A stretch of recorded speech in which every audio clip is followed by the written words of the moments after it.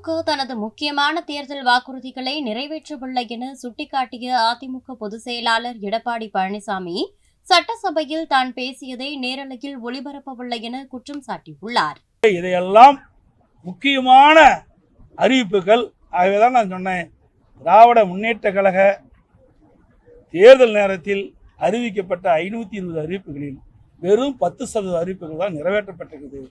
மீதமுள்ள 90% அறிவிப்புகள் இன்னும் நடைமுறைக்கு வரவில்லை. அதற்கு உண்டான பதில் வெள்ளை அறிக்கை வெளியிடும் சொன்னோம், அதுவும் இல்லை. அதேபோல நான் பேசுவதை நேரலையில் ஒளிபரப்பது கிடையாது. நான் பேச மட்டும் கட் பண்ணிட்டாங்க. அதுக்கு பிறகு சட்டமன்றம் முடிஞ்ச பிறகு சிலதெல்லாம் எடிட் பண்ணி அதை கொடுப்பாங்க. அதுவும் நேற்று கொடுக்க மறுத்துட்டாங்க.